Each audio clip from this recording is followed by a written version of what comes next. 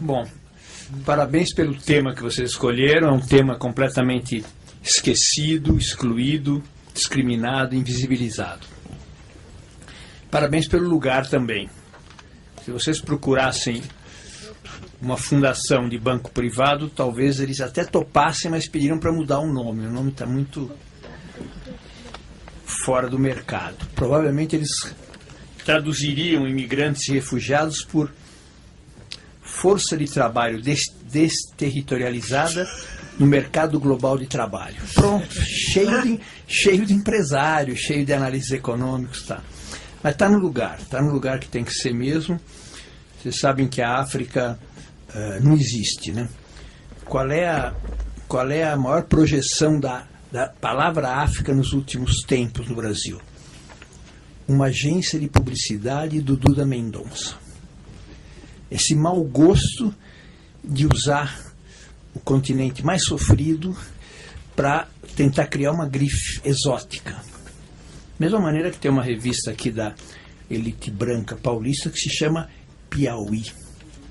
Ajuda a entender o Nordeste brasileiro que tem tantas transformações fundamentais? Não. É uma coisa exótica, de fato. É uma grife, né? Então a África está reduzida mais ou menos a isso, né?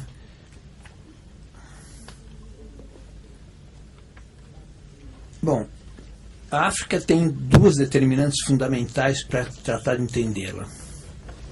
Primeiro, o fato de que ela é o continente privilegiado, no sentido negativo da palavra, da colonização. Não só foi o continente colonizado, como nós também fomos, como, além do mais, sofreu a sangria do mais brutal crime contra a humanidade, que foi a escravidão. O capitalismo chegou na América produzindo os dois maiores genocídios da história da humanidade. Dizimar as populações indígenas e promover a escravidão, que é a coisa mais brutal que pode haver. Retirar milhões e milhões de pessoas do seu universo para ser trazidas como animais, para trabalhar num mundo de brancos, produzindo riqueza como cidadãos inferiores, escravos, produzindo riqueza para a elite branca europeia. Não pode haver coisa mais brutal. Quem leu alguma coisa do Darcy Ribeiro sabe que ele diz que a vida útil de um escravo no Brasil estava em torno de 7 a 8 anos. Era mais barato trazer outros escravos. Afora os que morriam no caminho, nos porões dos navios para chegar na América. Essa é a expressão mais forte do papel que teve a África no processo de acumulação primitiva do capitalismo, diriam os economistas, né? Fornecer mão de obra, já nem se pode dizer barata, mão de obra escrava para a revolução comercial, para a acumulação de capital europeia centralmente. Então, por um lado, teve esse papel e continua a ser o papel complementar de continente explorado nas suas matérias-primas para o desenvolvimento industrial da Europa, dos Estados Unidos e do Japão.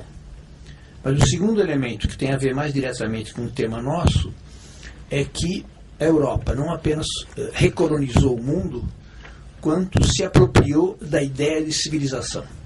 Ela se autobatizou a si mesma e ao resto do mundo através daquele que é o lema fundamental da dominação ideológica, continua a ser até hoje no mundo: civilização ou barbárie. Civilizados, vocês sabem quem são. São eles. Brancos, em geral anglo-saxões, católicos ou protestantes, basicamente o que se chamaria hoje os países do norte do mundo. Aqueles que protagonizaram o colonialismo, a escravidão, protagonizam o imperialismo e a globalização, que são uma ínfima minoria em termos estatísticos, mas que são o centro do capitalismo. E o resto é o resto. O resto somos nós, bárbaros, significativamente todos de pele diferente da deles. Todo o resto são outras etnias, que somos todos bárbaros significativamente. Esse é o bordão fundamental da dominação ideológica até hoje no mundo. Desqualificar um povo, uma civilização, um fenômeno, um governo, é dizer que ele não é civilizado, que ele é bárbaro, automaticamente. Esse é o slogan fundamental que foi consolidado ao longo do tempo por aquele que é o maior clichê de maior eficácia na história da humanidade, que é o cinema norte-americano. É Hollywood. Todas as guerras, que são um componente fundamental da ideologia norte-americana, todas as guerras são feitas contra outras etnias, todas elas bárbaras. Pode ser coreanos, chineses, africanos, árabes, qualquer que seja, todos eles são relegados a uma subexistência de países selvagens, de países bárbaros que não chegaram à etapa civilizada da Europa. No entanto, a Europa que protagonizou as duas maiores chacinas do século passado, que foram as duas guerras mundiais, que são guerras interimperialistas para tentar redividir o mundo entre eles. Foram promovidas basicamente por civilizações brancas, democráticas, liberais. Significativamente, o maior massacre do século passado foi o nazismo. No entanto, o cinema norte-americano não tem um filme sobre o nazismo. Aliás, tem um feito por um produtor inglês que teve que sair dos Estados Unidos antes da estreia do filme. E foi o Charles Chaplin com O Grande Ditador. O clima estava insuportável, ele teve que ir embora. Porque, na verdade, todo o cinema de guerra é um cinema contra outras etnias qualificadas como bárbaras. Esse é o clichê que continua a ser dominante no mundo. Se apropriaram, foram vitoriosos na colonização, no imperialismo e na globalização, e dão o clichê para todas as outras civilizações, que somos a grande maioria da humanidade do ponto de vista de população. Contar, eles são cerca de 15% da população mundial, mas detêm cerca de 80% da riqueza mundial. E, sobretudo, detêm o poder de impor o clichê, de chamar as coisas pelos nomes como eles decidem que devam ser chamados. Então, todos somos amalgamados nessa qualidade. Um dos mais importantes livros de interpretação disso é o livro de um palestino chamado Edward Said. Nascido na Palestina, estudou no Egito, estudou na Inglaterra e morreu recentemente. Era professor de literatura comparada em Columbia, em Nova York. O livro se chama Orientalismo. Desmistifica a ideia do Ocidente e do Oriente, que mais ou menos cobrem civilização e barbárie. O que não é o Ocidente é o Oriente. De tal maneira eles achatam tudo o resto que tudo que não é Europa, posteriormente Estados Unidos ou Japão, recai na categoria Oriente, que é similar à barbárie. Então isso inclui Turquia, Paquistão, China, Índia, tudo que não seja civilização branca ocidental acaba recaindo nessa categoria. Para demonstrar que é uma categoria, o que é o Oriente? É o não Ocidente, que não existe na sua diferenciação.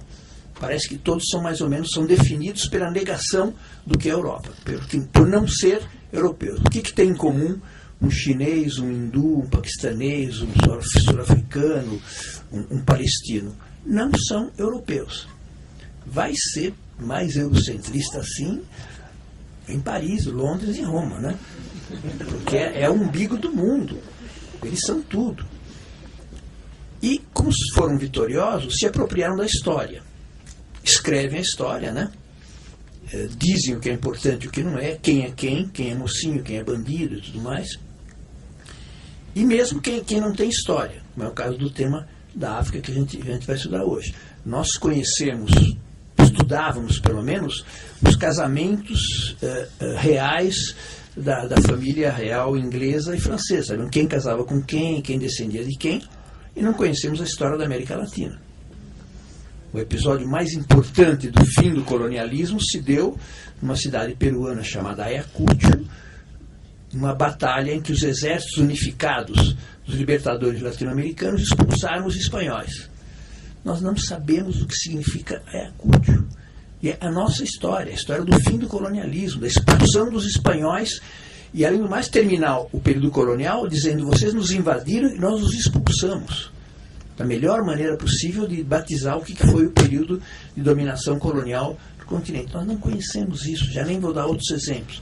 Mas nós sabemos quem casou com quem, batalha de não sei quem contra quem, guerra dos 30 anos. Quer dizer, eles escreveram a história.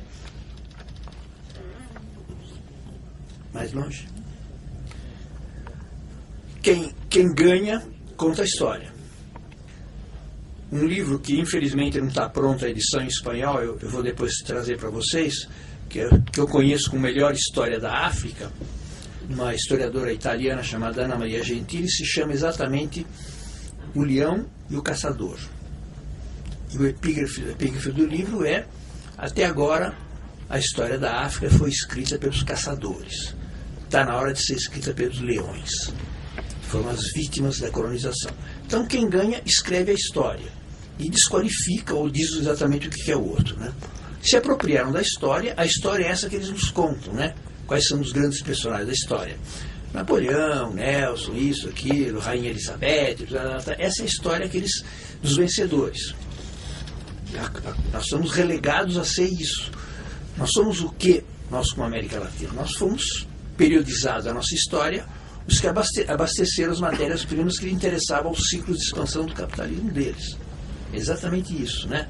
O ciclo do açúcar. Não é que nós gostávamos de produzir açúcar, não é que nós nos chamamos Brasil por uma precoce virtude ecológica, não, porque nós produzíamos tinta, que é o que interessava aqui, para atingir as roupas da elite europeia. Quer dizer, até os nomes foram dados dessa maneira. Vocês sabem que nós não nos chamamos América. Até chegar o Cristóvão Colombo, invadir, tomar, o nome genérico que os indígenas nos davam é Abi Ayala. A América já tem a ver com o quê? Com o herói deles, o Américo Vespúcio. Quer dizer, dar nome às coisas é, na verdade, dar o conteúdo, o significado. Se apropriaram e chamaram do jeito que eles bem entenderam como herói deles. Não se chama Colo-Colo, não se chama nenhum dos personagens indígenas que foram derrotados. Derrotados e esquecidos.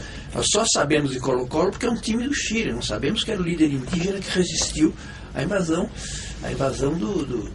dos espanhóis. Ele vai para Cuba e só sabe lá que as populações indígenas cubanas foram dizimadas. Então só sobrou o nome Hatuey, o nome do líder indígena, que é o nome de uma cerveja lá, mas de qualquer maneira foi dizimado. Bom, a África faz parte disso, né? Ela é parte integrante fundamental do processo de instalação do capitalismo no mundo. Por revolução comercial, revolução industrial.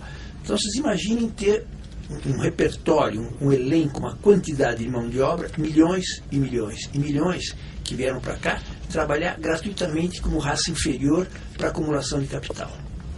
Essa foi a função econômica fundamental desse continente.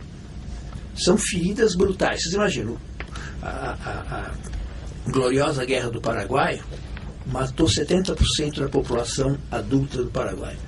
O Paraguai nunca mais se recuperou por ter perdido a guerra e por uma sangria dessa ordem, né? Vocês imaginam o que significa para a África ter extraído a sua população economicamente produtiva, como diriam os economistas, né? Porque pegam os adultos, né? Pegavam os homens adultos para trazer para cá. Além do sofrimento da separação das famílias, pessoas que iam viver num outro mundo, com outro idioma, com outra cultura, sem ter a possibilidade de exercer sua cultura, seus valores. É a coisa mais brutal que possa haver.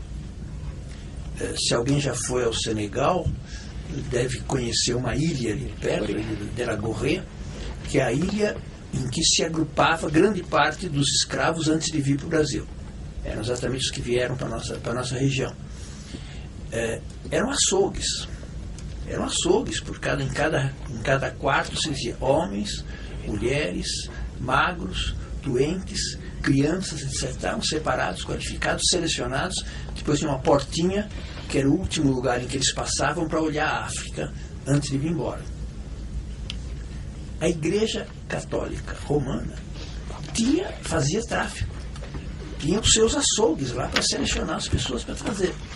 Depois o Papa teve lá, pediu perdão, foi um mau momento, esqueça, etc.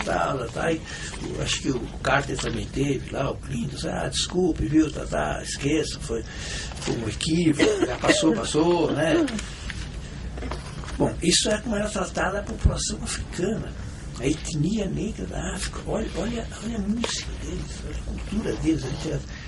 Um desses imbecis que escreve os best-sellers por aí, assim, tipo, os 150 livros que você tem que ler antes de morrer, aquela coisa assim, né? Os 8 livros que tem que levar para uma ilha deserta, soltou uma dessas, que é o máximo de eurocentrismo.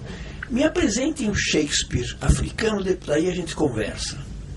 Olha o desprezo pela cultura dos outros. É um best-seller que está por aí, tem os 8 livros, não sei o que lá, os 15 livros, não sei o que lá, os 8 autores indispensáveis, não sei o que lá, não seja ignorante, leia tais e tais. Esses caras, assim, essa é a maneira como eles estão. E a África ficou como um continente sem história. A história é deles. A história é feita conscientemente, com ideais, com valores, com conquista, com transformação dos outros, com guerras e tudo mais. E a África foi reduzida a ser um continente natural. A África está no estado de natureza, estado mais bárbaro possível, segundo as teorias políticas tradicionais. Civilização é passar de estado de natureza a estado de sociedade, né? Passar a ter cultura, civilização e tudo mais. E é como se os africanos tivessem ficado numa etapa pré-capitalista, né? Numa etapa que não tem história. Para a burguesia, só há história quando ela é a protagonista da história, né? E a África ficou reduzida a isso. Esse é o clichê da África. É assim que a imprensa o trata. É assim que a mídia em geral e que a ideologia em geral trata a África. Quer dizer, um continente relegado a um estado de natureza. Os grandes conflitos africanos são tratados como se fossem ódios viscerais entre etnias. Os maiores massacres recentes entre os Hutus e os Tutsis foi considerado que era um problema. A imprensa assim relatou, né, 700 mil pessoas morreram em poucas semanas, como se fosse um conflito de ódios étnicos, religiosos, entre etnias.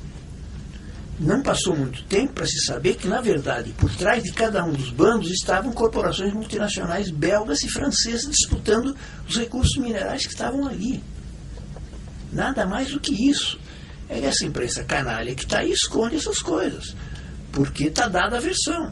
É um continente que não tem jeito, bota uma cruz, porque é gente se degladiando como se fossem guerra de todos contra todos, do mundo hobbesiano, em que não há civilização, não há Estado de Direito, não há nada.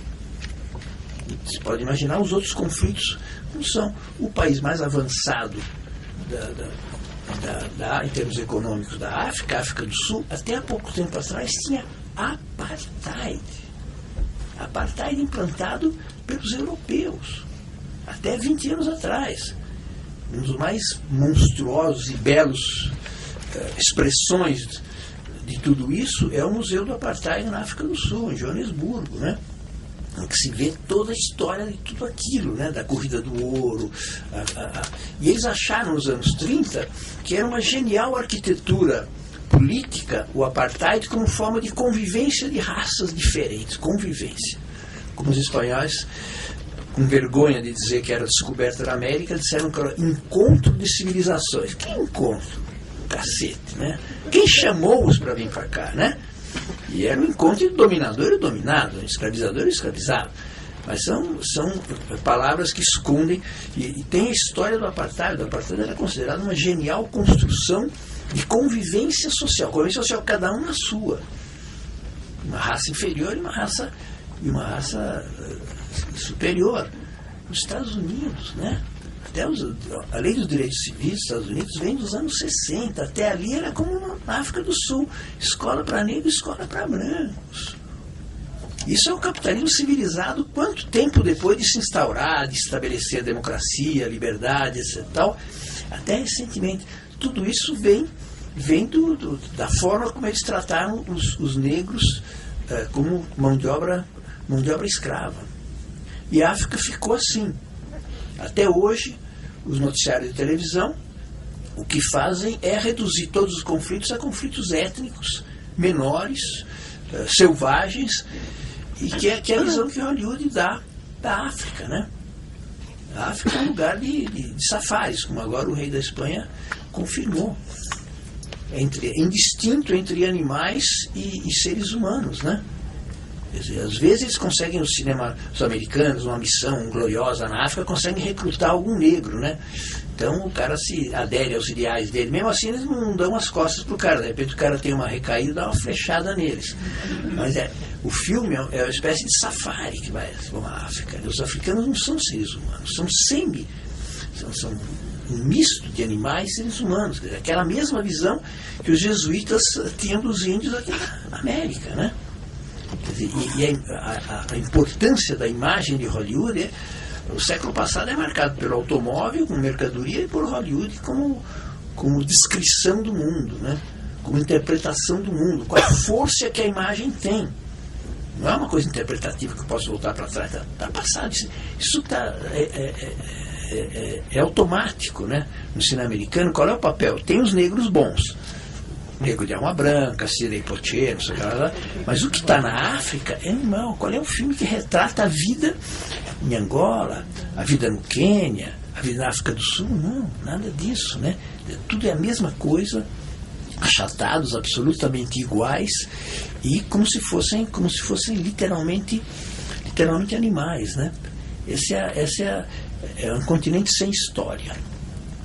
É um continente que fornece mão de obra, fornece matéria-prima para o crescimento dos outros. Mas que é um continente que não tem jeito, né? Não há caminho para eles, né? Toda a própria independência dos países africanos, que foi se dando desde o final dos anos 40 até os anos 60, depois foi pervertida por formas de neocolonialismo, né? Boa parte desses países africanos são absolutamente penetrados pelo capital europeu ou norte-americano, um retrocesso econômico brutal, conflitos internos pela miséria. Quem vai ao Senegal, olha a capital, já foi chamada de a Paris da África, quer dizer, um nível de miséria, e não é dos piores, porque não está no litoral ainda, né? Um retrocesso estúpido, né? Qual é a moral, a lição que os europeus tratam de estabelecer? Está vendo? Quando havia ordem colonial, tudo funcionava direitinho, né? A gente saiu e começa a se degladiar entre eles, né? Não tem mais progresso econômico, não tem mais ordem, etc. Quer dizer, na verdade, o que houve foi uma independência política sem uma independência econômica. Depois de toda a dominação colonial, agora virem-se por conta própria. Como podiam se virar? Claro, chegaram capitais estrangeiros e é tudo que é a África hoje, né? O continente privilegiadamente massacrado pelo capitalismo. A própria cultura africana é uma cultura totalmente colonizada, quer dizer, tem expressões formidáveis do ponto de vista literário, musical. O que faz as grandes potências ocidentais é captar alguns artistas que lhes interessam, dourar a pílula, depois devolver para a África como artistas de MTV, né? Mas aqueles que já perderam as características próprias, a diferenciação, todas essas coisas que não lhes interessam, como essa música que estão aqui agora. Quer dizer, na verdade, a própria cultura africana foi uma cultura que se globaliza, intermediada pelos grandes monopólios da mídia internacional. Os filmes sobre a África são filmes sempre folclóricos, sempre da aventura dos brancos no meio de um mundo selvagem. Então, eles fazem parte intrínseca da história do capitalismo porque forneceram mão de obra, fornecem matéria-prima, só que não tem uma dinâmica própria, são totalmente sobredeterminados pelo que acontece no centro do capitalismo. Diante da crise atual, teve o seu primeiro ciclo em 2008, o segundo em 2011, continua vigente, a África sofre diretamente os efeitos disso, porque diminui o turismo, porque a recessão econômica europeia os afeta diretamente, e além do mais o tema da imigração, que é um tema estúpido, das coisas mais brutais que acontecem no mundo contemporâneo, são as tentativas de chegada de africanos no litoral europeu. Semanalmente acontece na Espanha, chamadas bateras, quer dizer, qualquer tipo de barquinho Vocês imaginam o que é o sonho daquelas pessoas que bolaram a ideia de chegar à Espanha, chegar à Europa. Então depois conseguem 40, 50, 80 embarcar, vários morrem pelo caminho, outros que chegam a desembarcar na Espanha são presos e devolvidos, pura e simplesmente. Isso acontece semanalmente. Semanalmente chegam vários deles mortos, e é uma coisa já incorporada. Eu estava participando de um congresso mundial de sociologia, quando de repente chegou um barquinho de 80 pessoas, 45 vivas e 30 mortas. Os sociólogos não se coçaram para discutir o que significa aquilo. O congresso era em Barcelona, aconteceu um pouquinho para baixo ali, né? Quer dizer, uma insensibilidade absoluta em relação a isso. E ao contrário, vocês sabem que o sentimento dele é um sentimento de, está vendo? Todo mundo quer vir para cá. De reafirmação de que a Europa é o melhor lugar para viver. Então eles se bloqueiam para não ter essa avalanche de trabalhadores imigrantes de fora. Ou legalizam aqueles a conta-gotas conforme a economia tem um nível de expansão. Mas essas cenas acontecem na Itália, acontecem na França, etc. E são semanais. Agora, vocês imaginam, não só os que morreram. Bom, além dos que morreram, o que acontece com os cadáveres dessas pessoas, né? Para tomar um lado mais obscuro. Mas e essas pessoas, quando voltam, são devolvidas para a África, assim, jogadas lá. Qual é a vida deles? Quer dizer, o que é o sonho que eles... Olha o terrível sonho que eles tinham. Depois são devolvidos, e aí? E aí? Bom, depois vem todo o tema já dos africanos que conseguem chegar no continente europeu, né? Conseguem chegar nessas últimas décadas em particular e que são brutalmente discriminados, né? Nas campanhas eleitorais, o tema dos governos, dos candidatos progressistas, obviamente, é recessão e desemprego. Dos candidatos da direita, como Sarkozy, não. É imigração. É o medo. Como se o desemprego fosse produzido por um excesso de mão de obra de negros que chegassem. Não, é pela incompetência do capitalismo de dar emprego para brancos, negros e tudo mais. Além do mais, os negros não vão tomar emprego de ninguém, não vão trabalhar em funções que os brancos não estão a fim de trabalhar. Então nem é verdade aquele racismo que se introduziu na classe operária francesa, que era a mais politizada do mundo, a maior parte dela vota com a direita, com o medo, pânico dos negros que vão tomar os empregos deles. Quer dizer, você tem mais 10 minutos para o meu relógio, no caso. Então, o tema da África é um tema que faz parte da história europeia contemporânea, porque faz parte do medo, faz parte da discriminação, faz parte da exclusão, faz parte da ideologia da direita, do outro, né? Do outro que é o negro. Há 3 anos atrás, uma enorme quantidade de rebeliões na periferia de Paris, grande parte eram jovens negros que não têm, no começo dessa crise, já não tinham futuro possível. Uma parte deles são franceses realmente, né? Mas antes de tudo são negros, né? Então esse é um tema central hoje em dia no mundo, e é um tema totalmente marginalizado, especialmente no que se refere à África em particular, né? Porque é um continente que não tem lugar no capitalismo contemporâneo.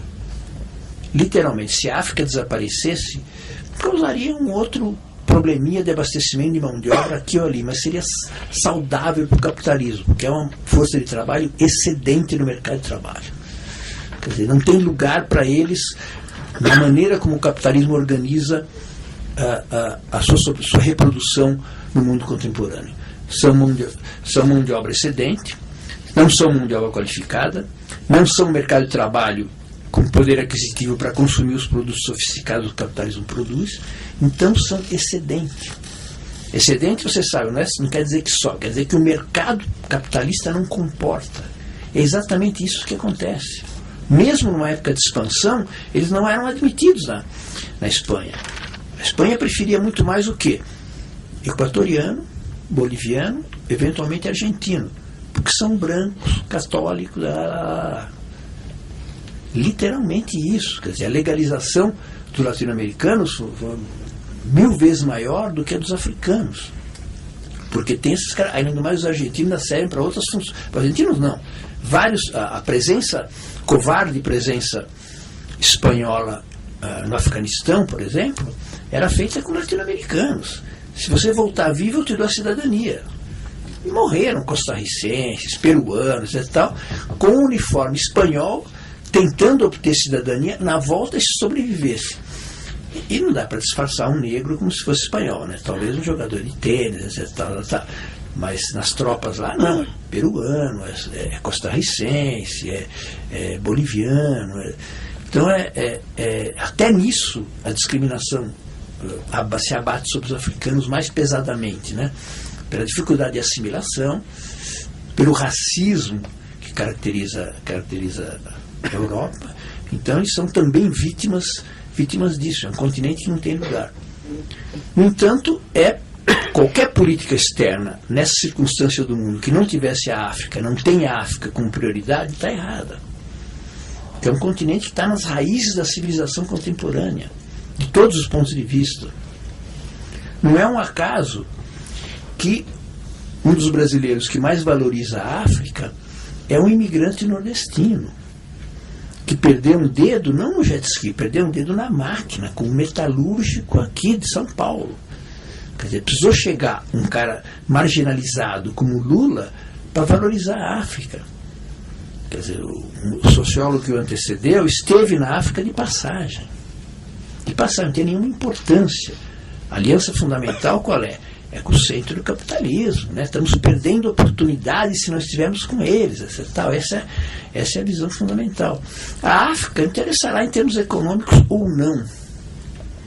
Quer dizer, não é um continente com a identidade que nós temos trilhões de vezes mais a ver com a África do que com a França ou com os Estados Unidos. Nossa composição étnica, nossa história, primeiras gerações de trabalhadores do Brasil foram os escravos negros, que construíram a riqueza da Europa e a riqueza deste país. Até chegar aos anarquistas, até ter a geração posterior, o trabalhador era negro. E a desqualificação do negro era a desqualificação do trabalho também. O trabalho é coisa de raça inferior. Então desqualificava negro e trabalhador, até um século e pouco atrás. Juntos os dois, né? Então nós temos uma relação umbilical com esse mundo, com essa gente. Não por acaso, olha o ritmo. Olha o ritmo, podia ser um ritmo brasileiro, e é tocado extraordinariamente bem por brasileiros, né? Então nós temos agora, o que a gente sabe da África? Não sabe nada. A gente se pergunta, Guiné, Quênia, parece tudo a mesma coisa. Se a gente se lembra da capital é porque decorou, mas não tem ideia de qual é. Era uma coisa que não existia. Se não colocar estudos africanos, por que colocar estudos africanos? História geral tem a África. Conversa mole, história protagonizada pela Europa, pelos Estados Unidos, e olhe lá, né? Por quem ganhou, por quem colonizou, por quem imperialista e tal. Então o conhecimento da África nosso é nenhum, a rigor é nenhum. A gente sabe a África do Sul, um pouco Mandela, assim, e ponto. E ponto. Não temos ideia da diversidade, de como vivem, dos valores que eles têm, da diferença entre os vários países, etc. Da relação que o Brasil tem com os países, que o Senegal tem, sobretudo, pela exportação dos escravos para cá. Nada. Tem um filme francês de um senegalês que tentou retomar os fios da sua família quando vivia na África e depois como foi levado como escravo para os Estados Unidos. E aí conseguia, até que chegava um momento, os senegaleses, quando chegaram nos Estados Unidos, mudavam de nomes. Os nomes deles eram Lincoln, Jefferson, etc. Até isso, cortaram para não ter ideia de que tem laços com aquele universo, com aquele mundo que estava lá, né? Então a história que nos é ensinada é uma história que nos separa da África, né? A África para nós é um continente longínquo, que não tem nenhum interesse turístico, cuja cultura nós conhecemos quase nada, um pouquinho da literatura de Angola, etc. Não mais do que isso. Então os africanos são o paradigma fundamental daqueles que são excedentes do capitalismo globalizado. Repito, que não são força de trabalho qualificada, que não são mercado de trabalho de consumo de produtos sofisticados, né? É um continente mais dilapidado, mais arrasado. E, além do mais, leva essa pecha que está dita na formulação de vocês. Não tem história.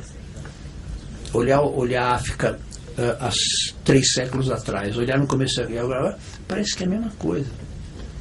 Parece que ela não está articulada e não é um subproduto da exploração dos monopólios internacionais.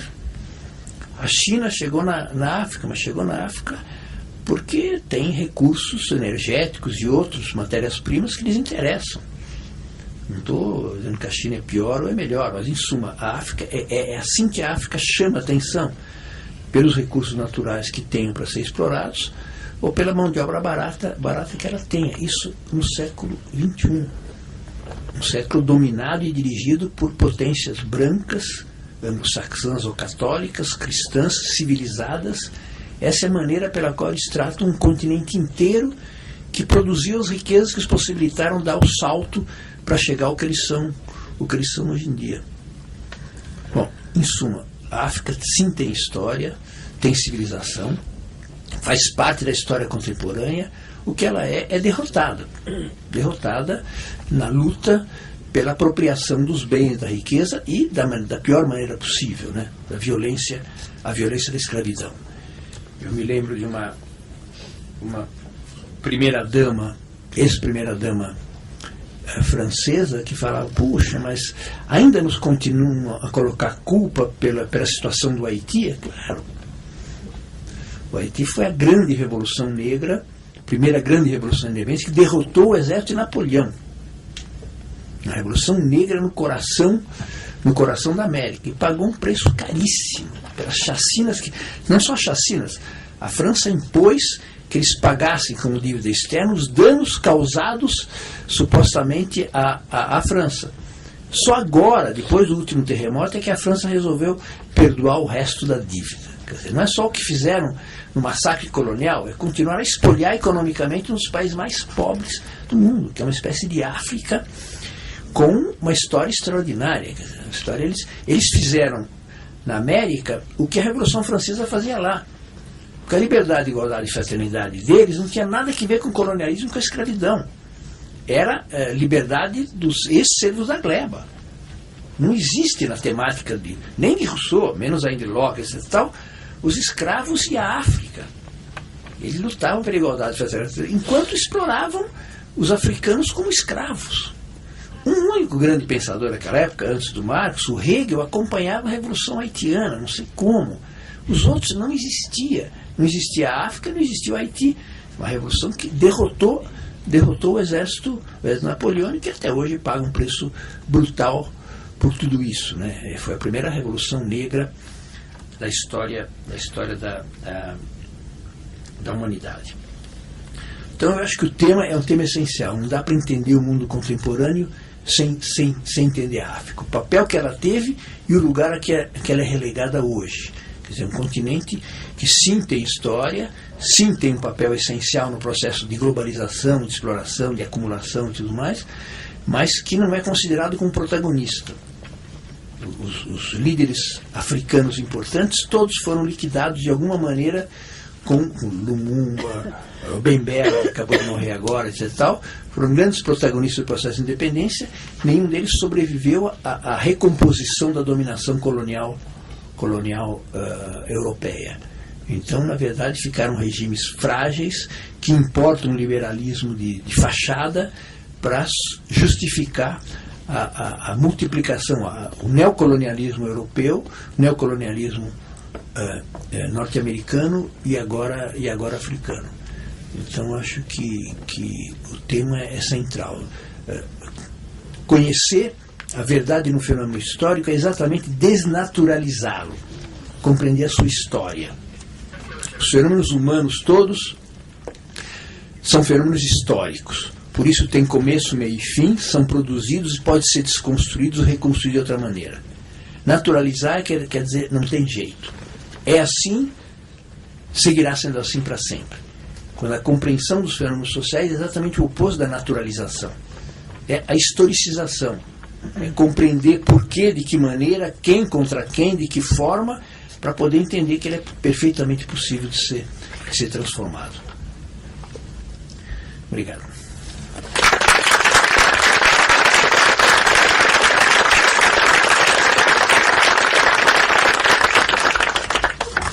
Bom, eu agradeço então a palestra do Emir e acho que eu posso e devo passar a palavra rapidinho para o José Moura.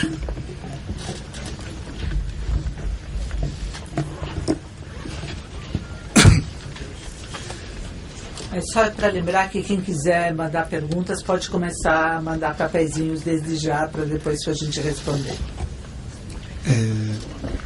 Minha condição aqui é bem mais a de um psicólogo social do que a de um psicanalista, dada a exiguidade do tempo, o que é compreensível. Então, eu vou apressar algumas observações, uma inspirada diretamente no que nós acabamos de ouvir, né? Eu só sou capaz de alguns comentários sob perspectiva psicológica, mas justamente é impressionante o teor também psicológico daquilo que o professor Emir Sader foi se pondo a dizer logo no início, né? Os dominados, eles são ao mesmo tempo objeto de subordinação que cumpre intenções coletivas, políticas e econômicas, e objetos de desmoralização que cumpre intenções ainda políticas e agora também eminentemente psicológicas. A percepção dos subordinados, como já disse Sartre nos seus primeiros estudos sobre o colonialismo, e o Emir retomou a sua maneira, né? Os dominados são percebidos como o outro do dominador, né? Nivelados indiscriminadamente, né? Toda a pluralidade que conte do lado do inferiorizado desaparece. Fica só o traço de gente abaixo. Na outra ponta de desdobramentos desses processos de confronto entre grandes grupos, né, a gente pode encontrar, por exemplo, num cidadão negro brasileiro, o recorrente sentimento de invisibilidade, né, ou de superexposição. Né. Vejam o risco, né, de o angustiante e enigmático sentimento de não se ver capaz de influir sobre a percepção dos outros, ou influir sobre a percepção dos outros em situação pública de uma maneira estigmatizante, o risco disso ser restringido a uma compreensão buscada no indivíduo isolado ou, no máximo, no indivíduo ligado a alguns poucos outros humanos imediatos. A possibilidade de a gente ver a repercussão psicológica dos golpes da dominação fica inteiramente prejudicada. Vocês se lembram, por exemplo, daquele episódio em Brasília em que alguns jovens, se não me engano, 3, atearam fogo, né, num índio que dormia num ponto de ônibus, né? E um deles, inclusive, revelando um misto de ingenuidade e idiotia, né, quis explicar, né, a brincadeira imprudente e licenciosa e disse: nós pensávamos que fosse um mendigo, né? E é engraçado que a explicação que ele pretendia tornar atenuante do crime, né, revelou a motivação do crime, né? Mas ele considerou que o desprezo étnico, né, não fosse a mesma coisa que o desprezo de classe, quando são ambos duas formas diversas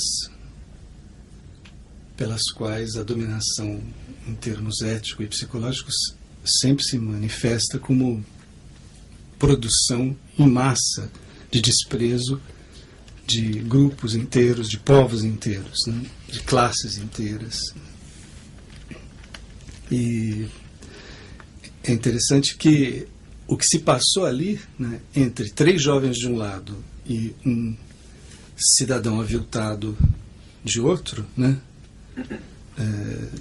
se fosse objeto de uma investigação que se limitasse, né, ao tempo do ato violento, né, poderia, por exemplo, apontar nos jovens, né, uma indiferença soberba por seres humanos,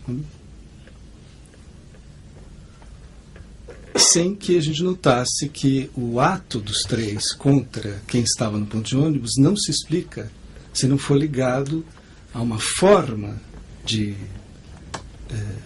reprodução entre 4 indivíduos de um conflito de longa duração e que envolve um confronto de grupos de que um e os outros 3 partem histórica e socialmente, né? A cura de sentimentos ligados à humilhação social, que são sentimentos cuja gênese é histórica, são sofrimentos constituídos no tempo da longa duração, né? Precisa passar pela consciência histórica. E é preciso que, em todo ato psicoterapêutico, o psicólogo esteja advertido, né, pelo sentido, pela relevância, pela necessidade de ligar, né, acontecimentos que, perdidos da longa duração, parecem gerar-se no indivíduo, ou no máximo na família do indivíduo, né, com problemas gerados mais do que na classe ou na coletividade étnica do indivíduo, num conflito, né, de dominação entre o grupo de pertença e algum outro grupo que se ligaram por motivações políticas, econômicas e, finalmente, morais, né? A dominação adoece psiquicamente o dominado e o dominador, e a evidência disso se perde, a não ser quando a psicologia ou a psicanálise aprendam a necessidade de consciência histórica para melhor atinar com as determinações psíquicas da angústia humana, né? O sentimento de invisibilidade, o sentimento de superexposição. Outro dia, conversando com a Eliane Costa, uma pesquisadora que manteve longo contato com o Quilombo Maria Rosa, no sul de São Paulo, ela ouviu, e nós conversávamos sobre isso, de alguns depoentes, qualquer coisa nessa linha. Um quilombola negro dizendo: branco não existe. Existe preto, negro, branco não existe.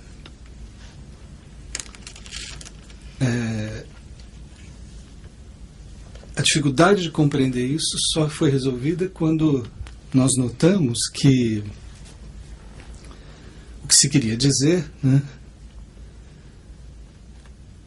E no início até nos ocorreu se o depoente estava simplesmente reproduzindo alguma ideia que dificilmente circularia entre eles, mas alguma ideia de que a população brasileira é majoritariamente negra, branco puro não existe, né? Então, se seria o reflexo de qualquer ideia, sim. Mas o que afinal se impôs com mais probabilidade é que branco não existe no sentido de que essa gente, né, que aparece como branca, né, só aparece como branca mediante algum esforço de consciência, porque quando aparece, aparece como alguém. Já o negro, né, fica valendo por um traço fenotípico, né, desligado inteiramente da sua dignidade humana e estigmatizado como coisa de gente inferior. Então, preto existe, né? Lembrei uma vez de um professor negro que dizia muito naturalmente que de manhã, quando ele se olha no espelho, ele vê alguém. É só sair de casa e, passadas algumas horas do dia em interação com pessoas ou situações de rua ou de trabalho, e que ele cada vez mais cai na consciência de que ele é negro. Não no sentido em que os militantes dos movimentos negros organizados querem acentuar assertivamente que somos negros, né? Mas no sentido da estigmatização, né? É uma relação com o meu corpo que perde a qualidade da relação comigo mesmo, com alguém, né? Então, ou o humilhado se vê como alguém que passa despercebido, compondo o fundo das situações com as coisas, ou ele se vê super percebido, né? Uma percepção objetivante que perde toda a qualidade ética da percepção do homem pelo homem, né? Uma vez, num simples estágio que a gente propõe aos estudantes na disciplina de psicologia social, em que eles têm que assumir por um dia só alguma tarefa de trabalho em geral desempenhada por cidadãos das classes pobres em condição de subordinação, e tarefas que dispensam qualquer tipo de instrução escolar, ou quase dispensam, né? Um deles, que até ficou notoriamente conhecido por causa do livro que publicou depois, e que foi gari por um dia, né? Começou o seu diário dizendo: fiquei invisível, né? E ele queria com isso fazer referência àquele episódio de ter, na hora do almoço, ele foi gari no próprio campus da USP, né? E na hora do almoço ele antes de acompanhar os garis para o almoço no bandejão, ele passou pela sala de aula para buscar dinheiro, né? E foi uniformizado, né? E achou graça, inclusive, de aparecer no Instituto de Psicologia assim, vestido de gari, né? E a graça não encontrou apoio social nenhum, porque ele simplesmente passou despercebido, né? Inclusive 2 colegas, um deles, o maior amigo dele, não notou que era ele que estava passando pelo corredor e cruzando, né? Já uma outra aluna, né, que foi empacotadora em supermercado, né, frisou no seu diário a situação em que ela sofreu assim muito intensamente um sentimento de humilhação por causa da maneira como ela foi abordada por uma outra colega do caixa do supermercado, que lhe pediu um copo d'água. Aí ela descreveu o modo como o pedido do copo d'água foi praticado, né? Como se ela fosse inteiramente alguém ali como objeto do comando alheio e fosse o tempo todo notada nessa condição, super notada nessa condição. Então, sentimentos aparentemente... sentimentos opostos de invisibilidade ou de supervisibilidade, mas que refletem o mesmo mal da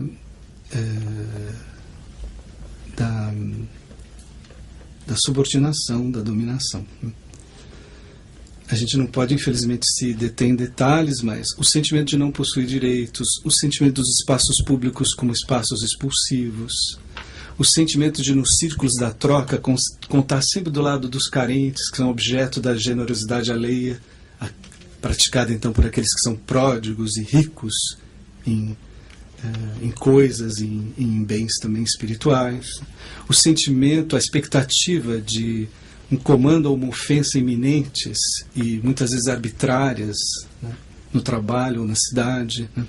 Cada um desses sentimentos, né, vividos pelo cidadão negro brasileiro, pelo cidadão pobre brasileiro, né, tomados por inteligência de longa duração, inteligência necessariamente histórica, revela correspondência com golpes sofridos coletivamente na origem.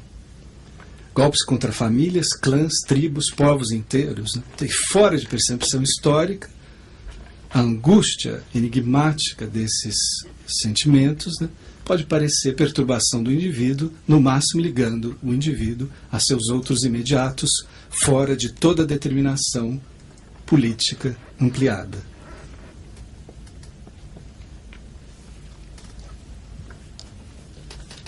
Acho uns 5 minutos.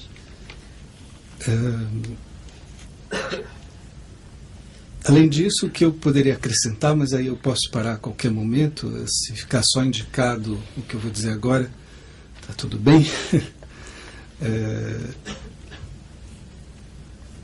É o seguinte, o problema da dominação dos negros brasileiros só pode ser sentido por outros brasileiros quando atinamos com o fato de que o destino dos brasileiros comunica-se por dentro com o destino dos brasileiros negros. O problema da liberdade no Brasil nunca estará bem solucionado se não implicar a liberdade de todos.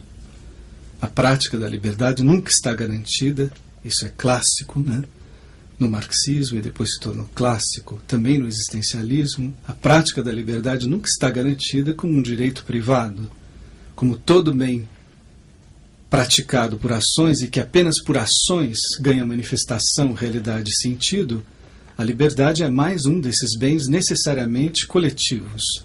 A era burguesa nos quis convencer de que a liberdade fosse apanágio do indivíduo isolado.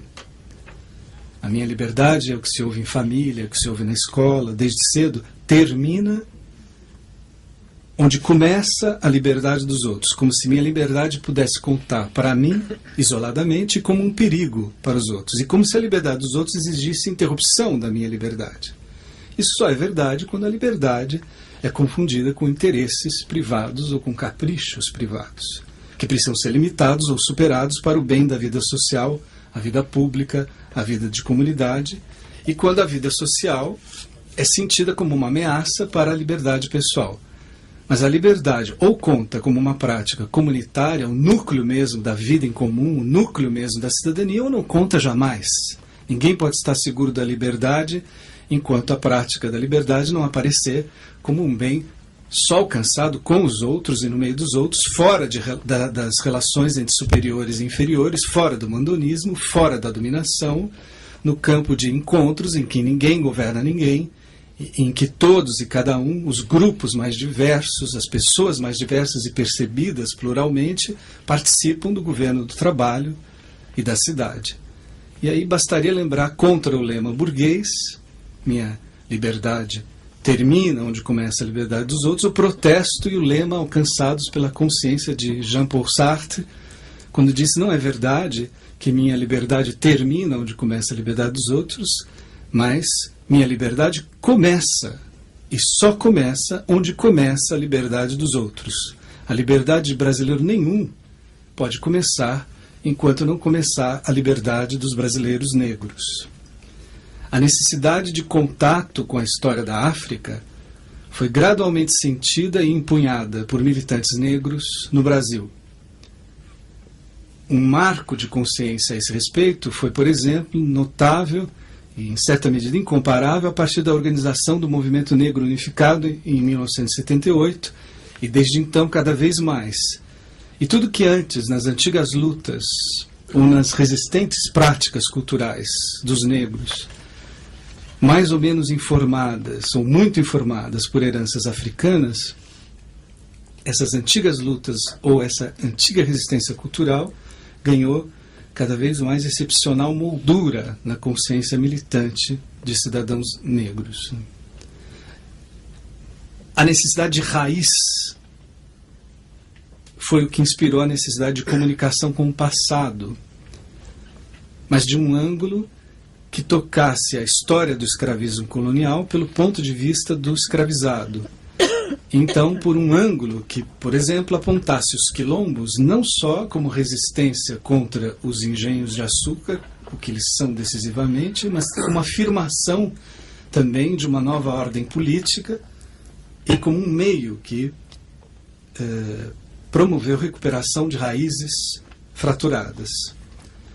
O caminho de consciência culminou, então, com a necessidade, finalmente, de história da África negra, e que só pode ser sentida por todo brasileiro que não se tenha contentado com considerações unilaterais quanto ao que se passou com os africanos no Brasil e com seus descendentes brasileiros. Tomar as coisas segundo a história da Europa, especialmente a história dos países ibéricos, e em nosso caso a história de Portugal, e ver as coisas por um lado, e só um lado, o esforço por investigar e traçar a história dos negros no Brasil, durante o escravismo colonial, depois o Império e durante a República, ganham ainda mais realidade e verdade quando a história dos negros nós a vemos em comunicação não apenas com a história da Europa, mas com a história da África e com a história do conflito, né, entre europeus e africanos, norte-americanos e africanos. A esse respeito, se houvesse tempo, o que eu faria seria trazer alguma informação psicológica para que nos ajudasse a estimar a necessidade do passado, a necessidade da memória, a necessidade da história. Eu me limito rapidamente a dizer o seguinte, evocando Simone Weil, né?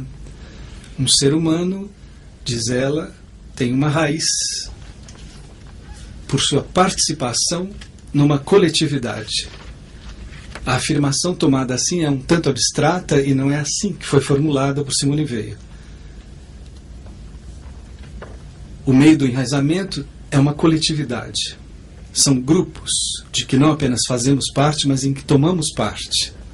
Não se trata de uma agremiação qualquer e nem de qualquer participação. Tanto que a definição completa do enraizamento em Simone Weil assevera o seguinte: o ser humano tem uma raiz por sua participação real, ativa e natural numa coletividade que conserva vivos certos tesouros do passado e certos pressentimentos do futuro. A coletividade, portanto, de enraizamento é, portanto, duas vezes qualificada, uma primeira vez como comunidade em comunicação com o passado e uma segunda vez uma comunidade em comunicação com o futuro.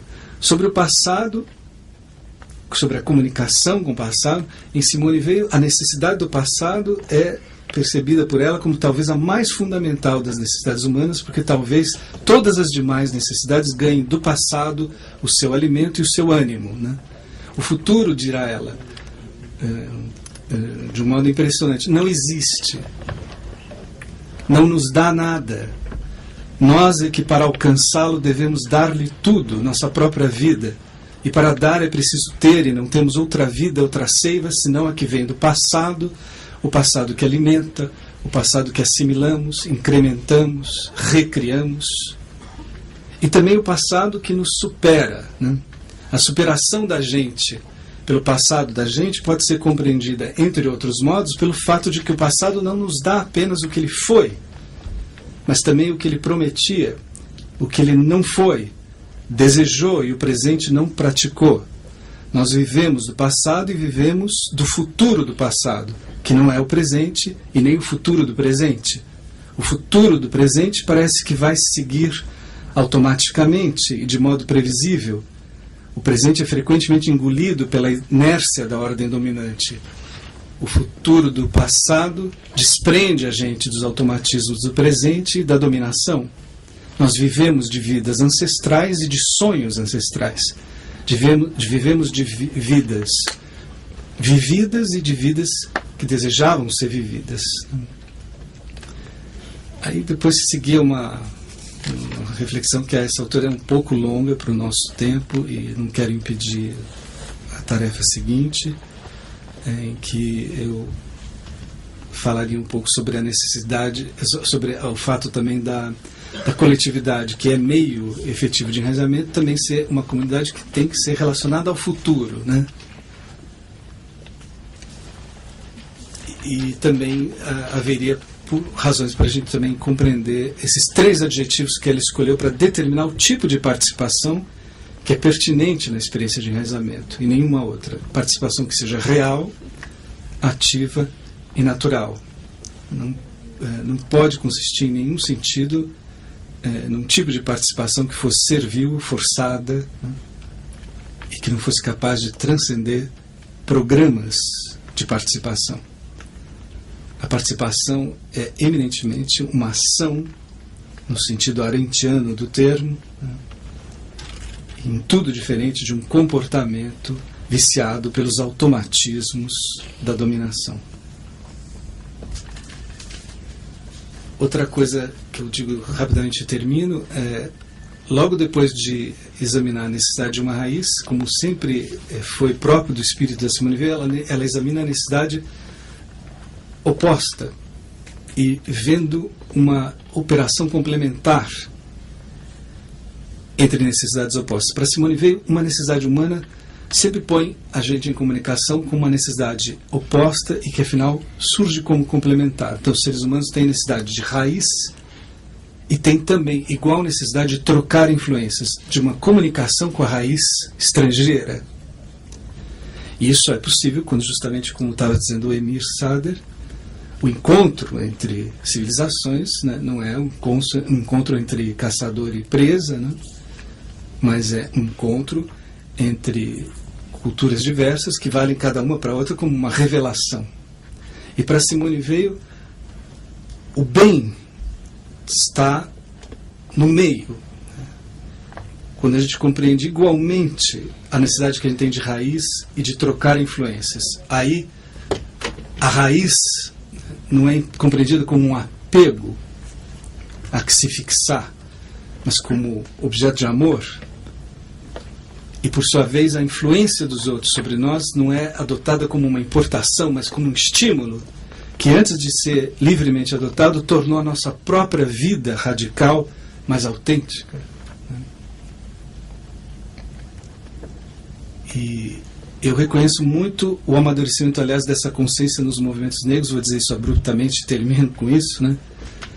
Eu vi recentemente surgindo cada vez mais entre militantes do movimento negro, além da consciência de raiz e da necessidade de raiz, todos os esforços no sentido de recuperar índices ancestrais mais ou menos reencontrados, mais ou menos reconstruídos, né?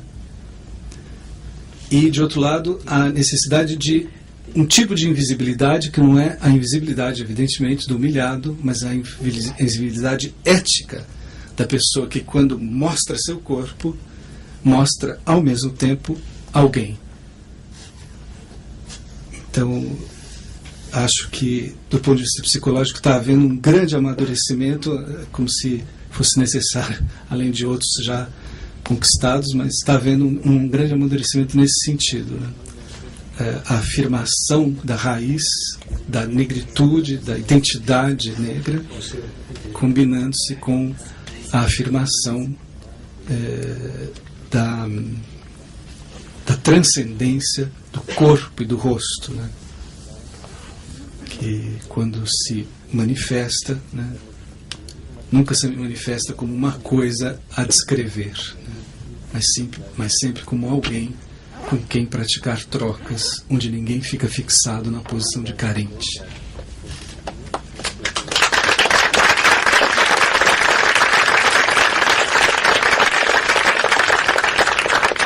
Bom, gente, para que a gente tenha tempo de responder as perguntas que foram chegando na mesa, eu vou resumir, digamos, um pouco o que eu ouvi de um e de outro com uma frase do Todorov, que diz o seguinte: o mundo moderno começa com a queda de Constantinopla e o descobrimento da América, e nesse encontro entre o velho e o novo mundo, o eu se defrontou inexoravelmente com o outro. os europeus rejeitando a alteridade no exato momento em que a descobriram. E foi disso que o Emir falou muito, né? A conquista da América foi um verdadeiro genocídio, justificada pelos teólogos de plantão, porque, no fundo, diziam eles, se tratava de povos sem alma. Não era tão grave assim. Bárbaros os espanhóis? Não, apenas demasiadamente humanos, anunciando com a conquista e a Idade Moderna e seu incrível repertório de genocídios.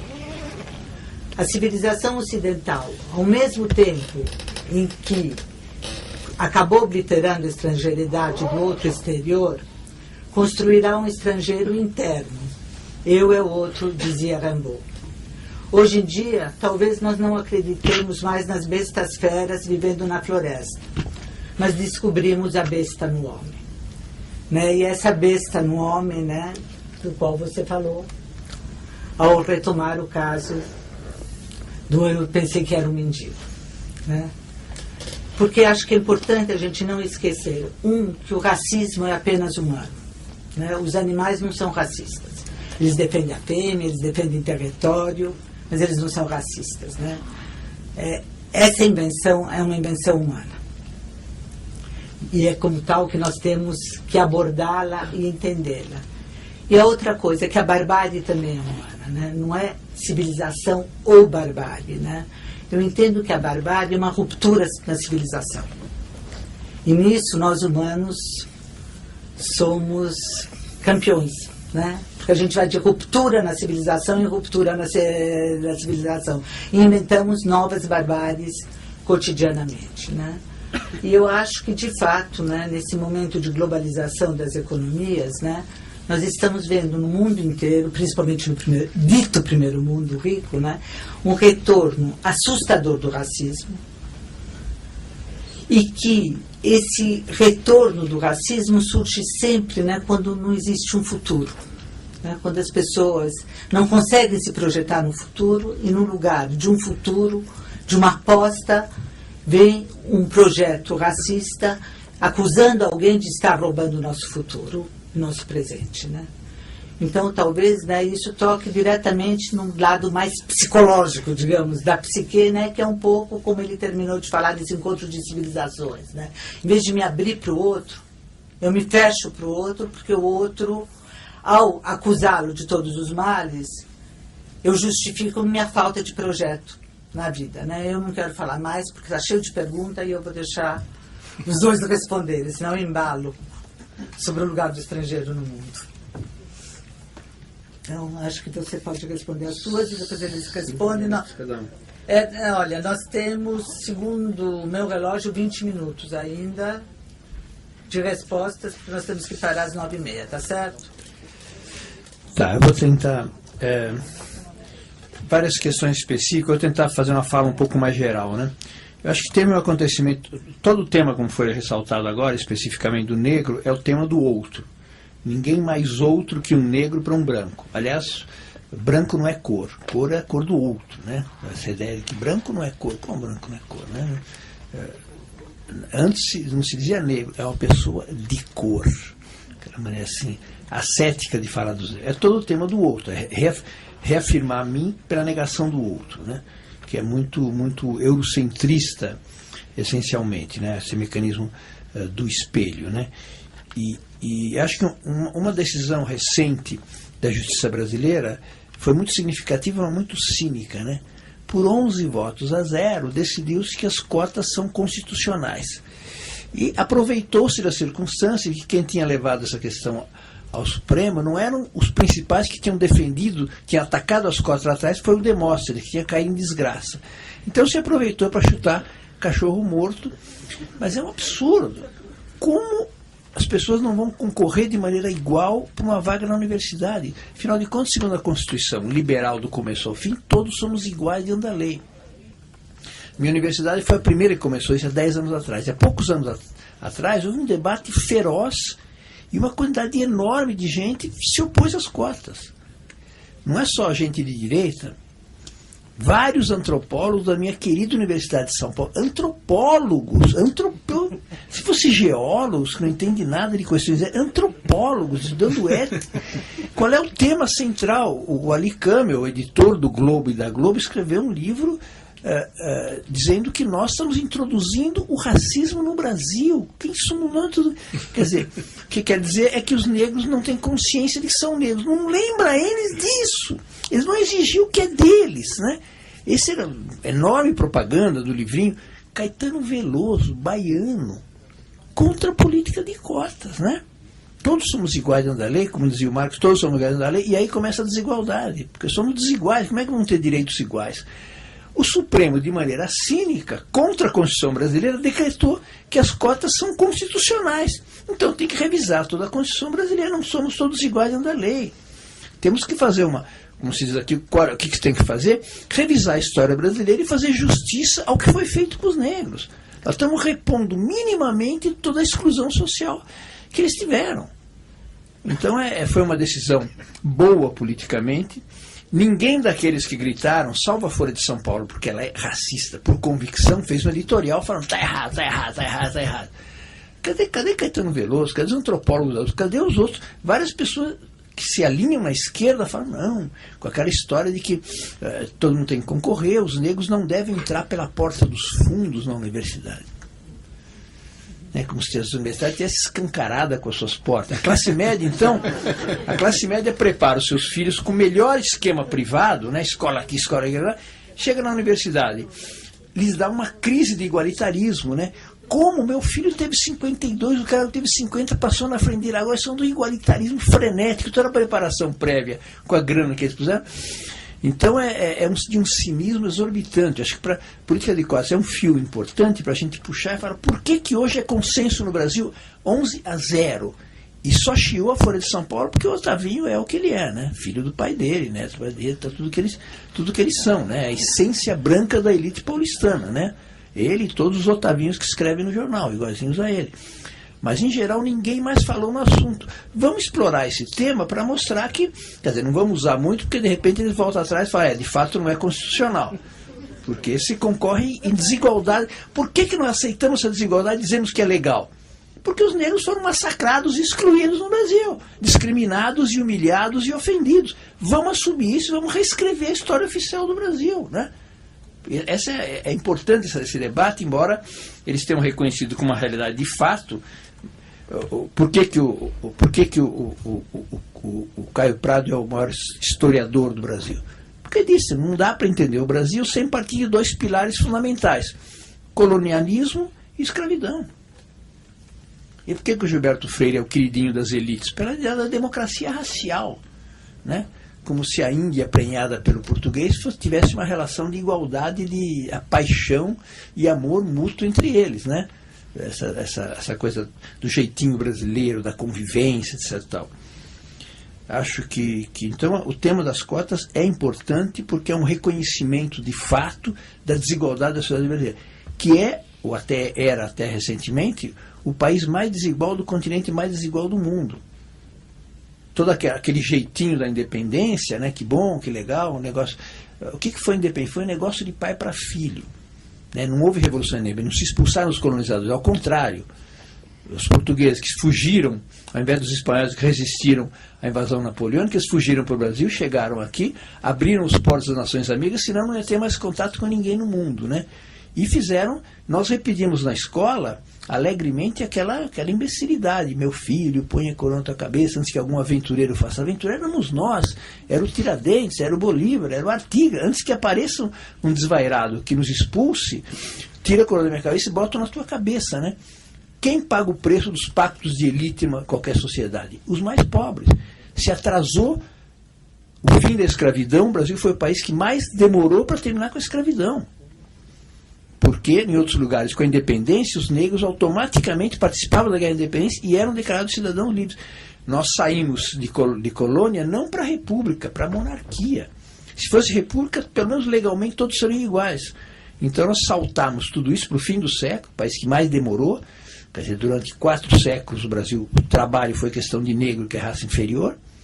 E no meio disso tudo, em 1850, se legalizou de maneira fraudulenta a terra para todo mundo que tinha. Quando o negro se tornou homem livre, automaticamente ficou pobre, não tinha nem terra para ele.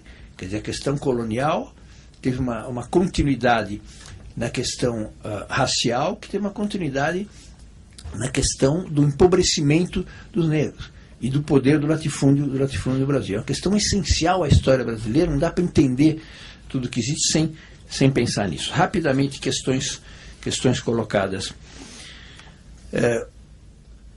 Se o Brasil é um modelo em relação às Áfricas, não é um modelo porque não é uma sociedade discriminatória, né, em relação aos negros, não é modelo nenhum, né? Se a Primavera Árabe tem algum impacto no resto do continente? Não. Mesmo no mundo árabe, no Marrocos não acontece nada, existe uma defesa maior, assim. No Egito, em Tunísia, são coisas significativas, né? As consequências a longo prazo da exploração da África pela China, acho que prolonga o processo de exploração dos recursos naturais da China, né? Se a questão da biodiversidade, da exploração, da questão ambiental, é um novo flagelo do continente, mais abertamente lá, embora seja um mecanismo que se reproduz em outros continentes também, né? Se a aproximação brasileira não é uma forma também de exploração. Empresas privadas, sim. Empresas estatais, não é verdade. Quer dizer, a Embrapa faz boas pesquisas sobre formas alternativas de agricultura, a Petrobras tem formas alternativas de busca de energia, etc. Tal. Então, até agora não tem sido. Agora, se mudar a política exterior brasileira, sai de baixo, né? Corrupção existente na África está ligada ao colonialismo imperial?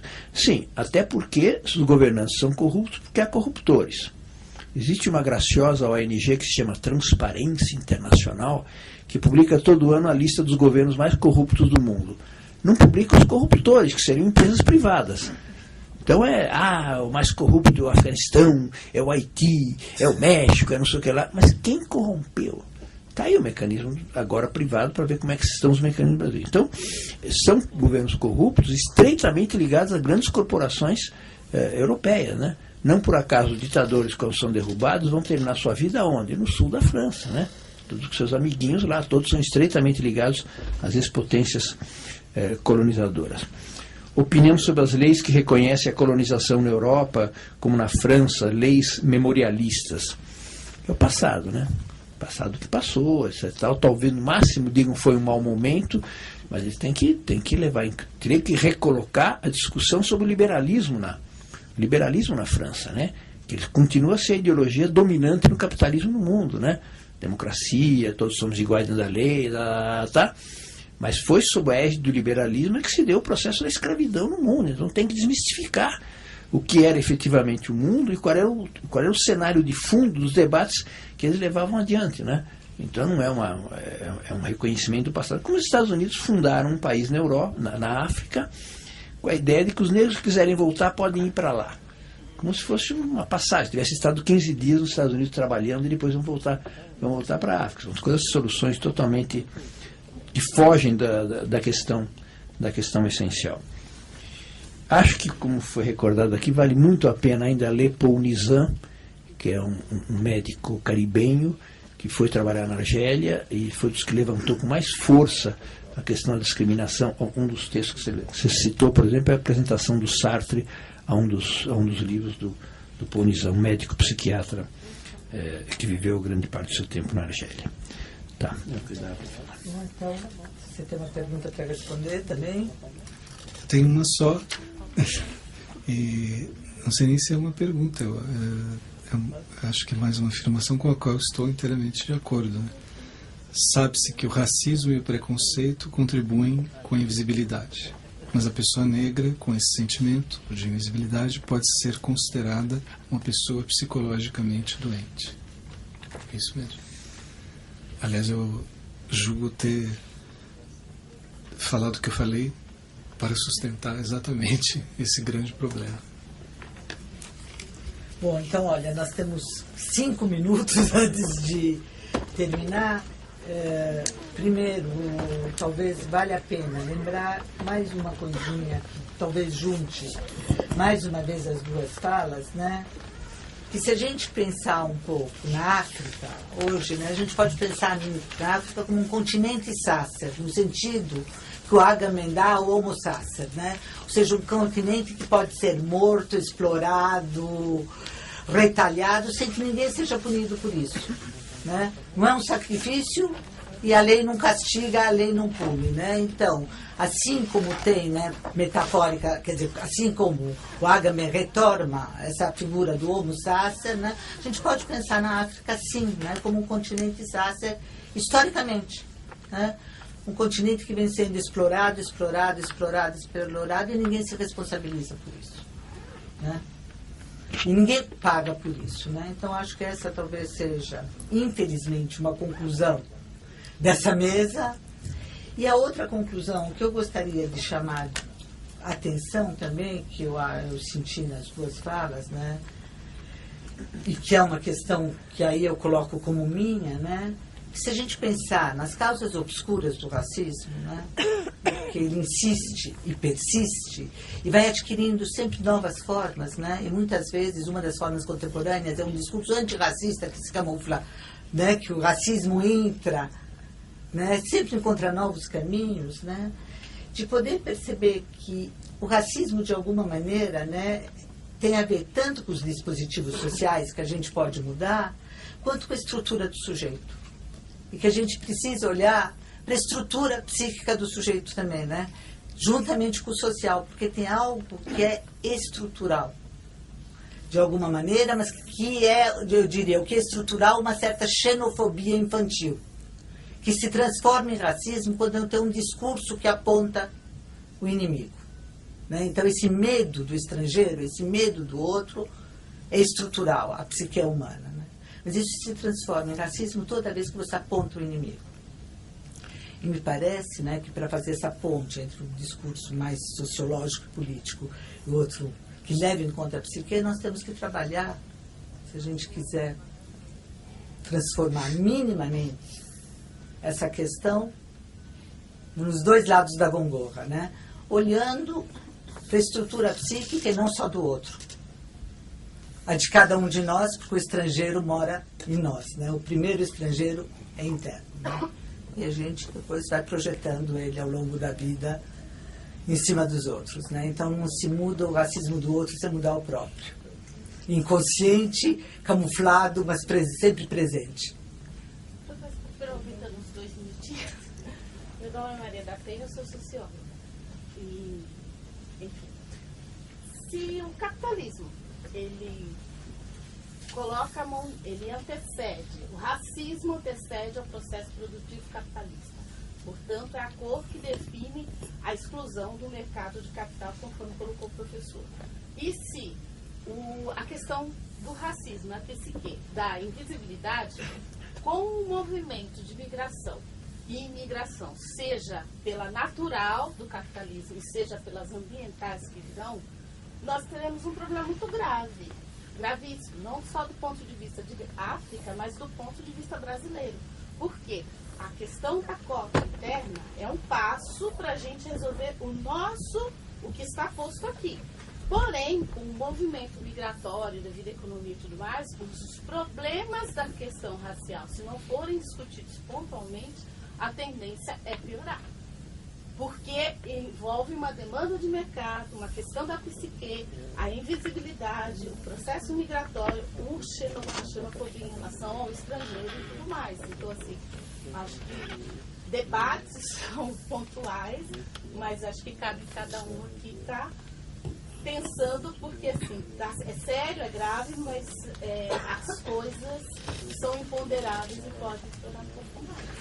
Bom, eu acho que você já falou, não precisa te responder. Não, só um comentário. Eu só quero lembrar vocês, antes de terminar, que a próxima reunião vai ser no dia 15 de maio, às 19h30, com o tema Mundo Árabe e Mundo Muçulmano, Enlaces Sociais e Subjetivos. A mesa contará com as palestras de Soraya Smaili, Miriam Debieux e Christian Dunker, e que quem quiser acompanhar ou rever as palestras do evento, Imigrantes e Refugiados, Deslocamentos no Mundo em Crise, no site http://ideiasonline.ccbbbsp.com.br. Propaganda está feita. Só para falar uma coisa em relação ao que você disse, eu acho que o passo mais importante nessa luta contra o racismo no Brasil foi o fato de que um presidente não branco tenha sido o melhor presidente do Brasil, depois de um branco ter fracassado. Isso é fundamental. Daí o ódio de classe em relação ao Lula. Branco eurocentrizado, né? Ele não é da Sim, mas um não branco tenha tido um governo com sensibilidade social, democratização social, coisa que não tiveram. Como é fundamental na Bolívia, um branco que fala espanhol com sotaque inglês, o Sánchez de Lozada, ter dado errado, e um índio, Evo Morales, dá certo. Isso é uma bordoada no liberalismo, na teoria da modernização. Isso são os avanços significativos que, como a questão étnica, não tem nada a ver com capacidade de governar, com sensibilidade política, com espírito democrático e tudo mais.